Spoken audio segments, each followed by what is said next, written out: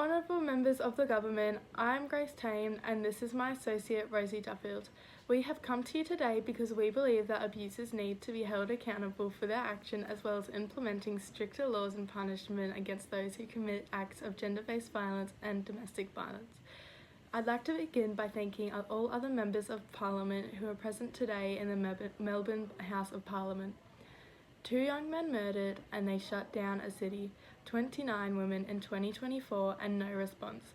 We have a government that was prepared to shut down Sydney nightlife because of the shocking and tragic death of 2 boys, but the same government is unwilling to step up on the rising number of women's deaths from gender-based violence. It has been made clear for years that there is a barrier to being believed as a victim of gender-based violence and domestic abuse. The UN Declaration says that violence against women is any act of gender-based violence that causes or could cause physical, sexual, psychological harm and suffering to women, including threats of harm or coercion in public or in private life. When it comes to being believed, women are asked, how short was your skirt? How long were your sleeves? Were you rude or polite?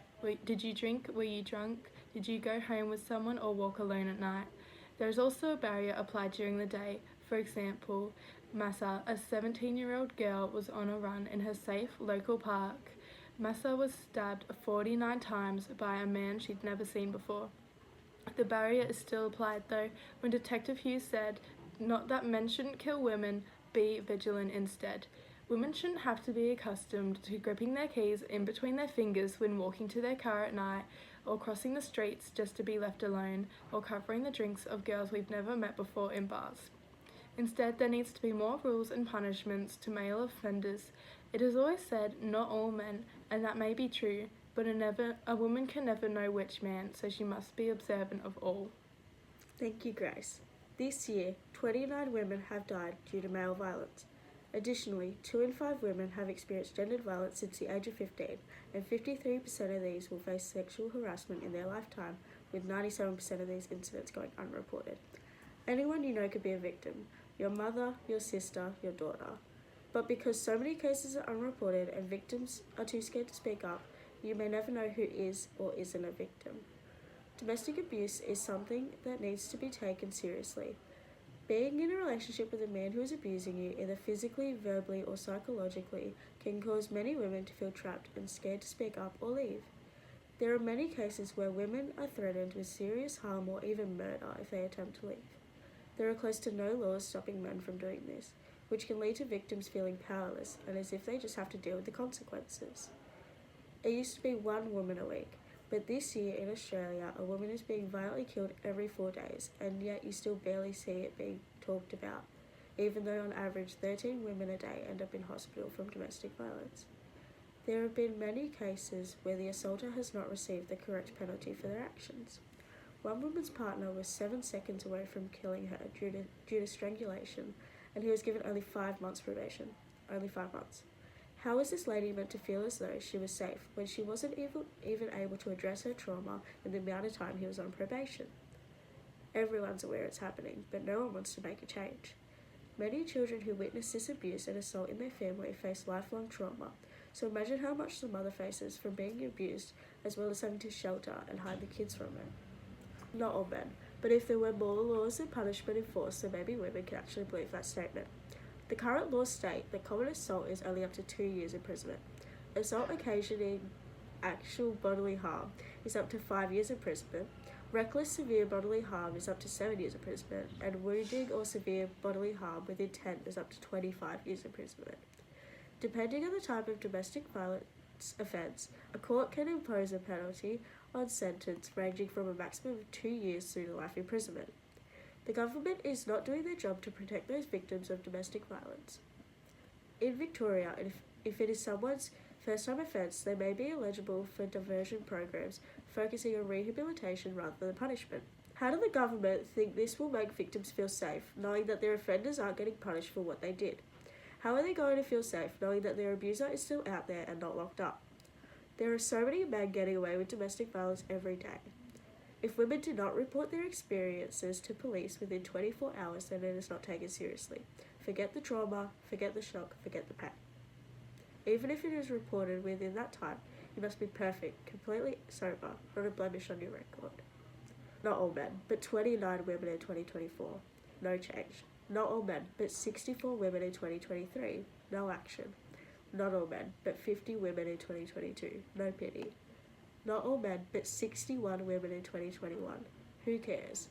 We know you can do it. Make laws consequential and tough. And for 2 boys with futures you cared enough to shut down the city, the government won't change, even with women in parliament also experiencing abuse and harassment. Domestic violence is a war that people face silently, and it endangers thousands of women daily. The world in which we live is scary for many, many women. We live in a place where domestic violence is something that cannot be spoken about loudly, but we all know it's happening. Of course, it's not only women who face domestic violence, but 1 in 6 women will have experienced domestic violence in their lifetime, compared to 1 in 16 men. Thanks for that, Rosie. Some may argue that the laws are fine as they are, or that it's not that big of a deal, otherwise something would have changed already. But numbers are rising, and rapidly. Laws must change. People must become more aware of this issue. So let's stop asking women what they were wearing at the time of the affair and start asking men. What's your massive problem against women that you feel the need to hurt and abuse them? Why do you do it? Are women the issue, or is it your own insecurities and toxic masculinity? What did women ever do wrong except live their lives the same way that you're supposed to? Men see women as their opponents, as less of them, as objects. But why? Just because they're born with bodies that you like to look at or touch, or the same wombs your mother carried you in for 9 months? Nothing will change unless men also start caring and stop trying to lift the blame off of themselves by saying not all men, just because they don't want to be associated with all the rape, violence and abuse that women go through. It's not all men, but women can't walk around by themselves or even in groups.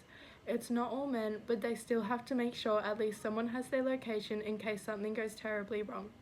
They want to be seen as innocent and safe for women to be around, and maybe they would if they also took a stand and told their friends that they should stop catcalling women onto the streets or stop approaching women with the intention of making them uncomfortable or to seem cool. Men need to take a stand too, but they don't, so it remains all men until proven not.